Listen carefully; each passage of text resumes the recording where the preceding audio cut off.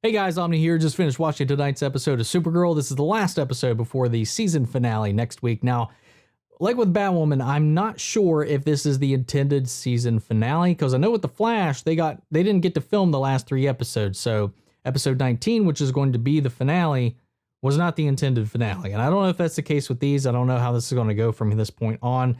So I'm curious to see how that unfurls. So honestly, this episode was all over the place. There's a couple of key things here and there that I'm just going to kind of touch on. I'm not going to do like a full breakdown of this episode or anything like that. So if you haven't seen the episode, tune out, come back what you have, because I really just want to fly through this because it's honestly not, it has a bit, this last half of the season has not been the most consistent. But yeah.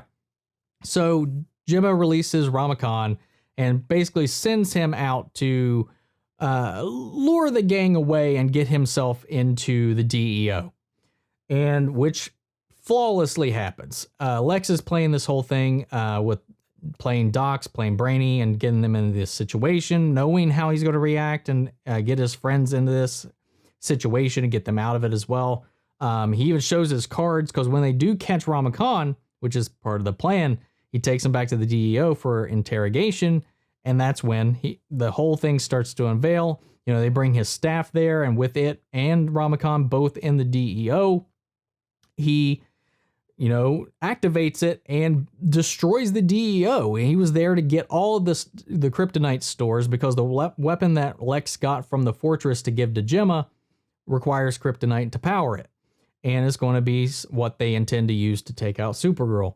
And it's because of that kryptonite being manipulated by Ramakan, getting it pulled out of all the stores and the vaults and all that while he's trapped at the DEO.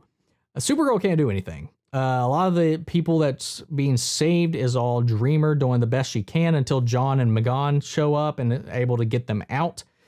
Brady also shows a little bit of his hand because when he's in this interrogation with Ramakan, he reveals he can speak his language.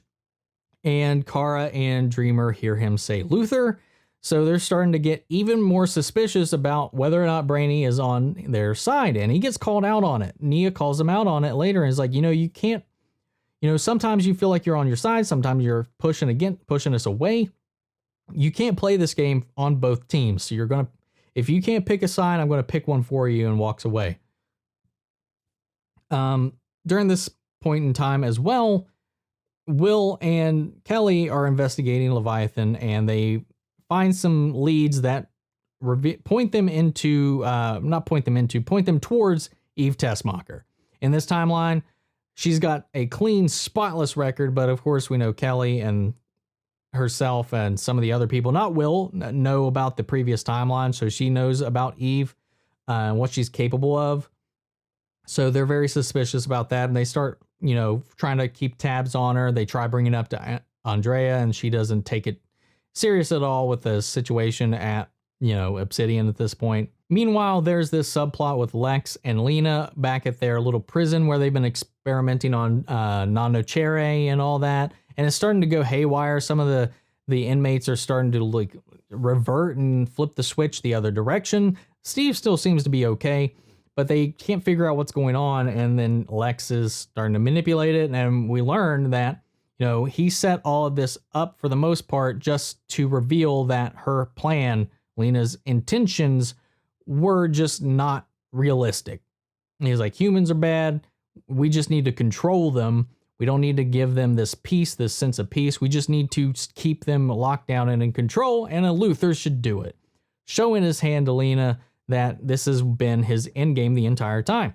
And it's never been about their relationship, even though that's a little bit of a part of it because it's part of his control issue and his need to kind of have his fingers in everybody or have the attention of everyone and have this connection just between him and Lena and not Lena with anybody else, especially not Kara.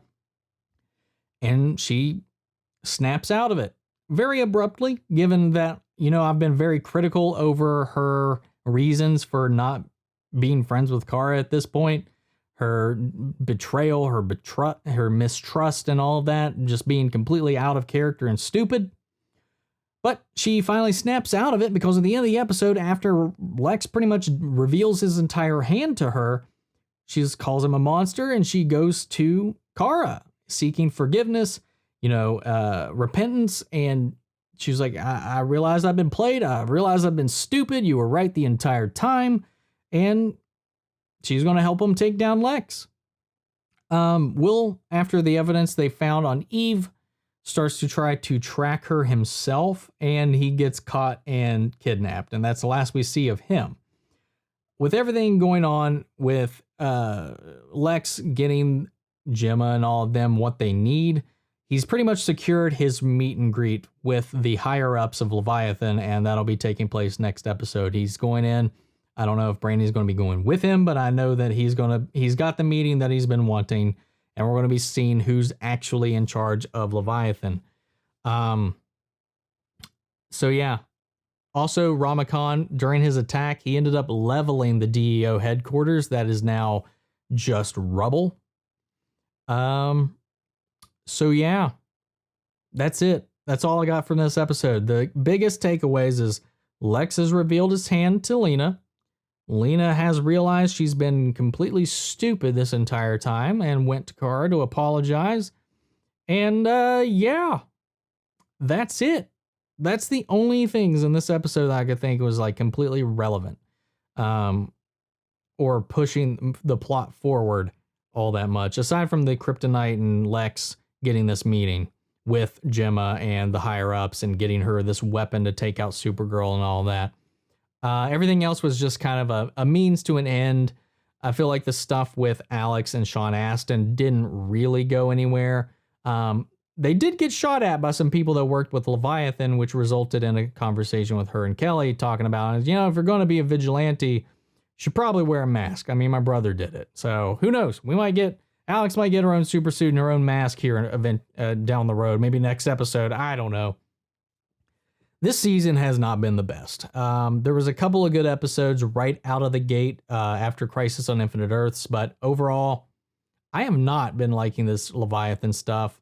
As I've said multiple times, this conflict between Kara and Lena is completely artificial. I don't believe it whatsoever.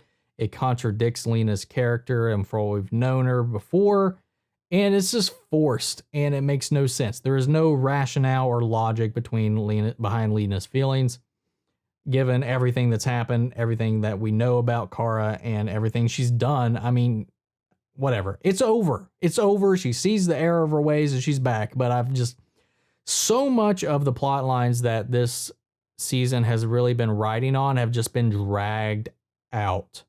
I feel like so little has happened this season. But that's my thoughts. I'm curious to see how this concludes, how this wraps up, and I can only hope that season 6 will be better. That's it. What did you guys think of the episode? Let me know your thoughts down in the comments below. We'll carry on the conversation after the video, and that's it. I appreciate you all for tuning in. Thank you all so much, but I will be catching you guys next week with the season finale of Supergirl. Take care, everybody.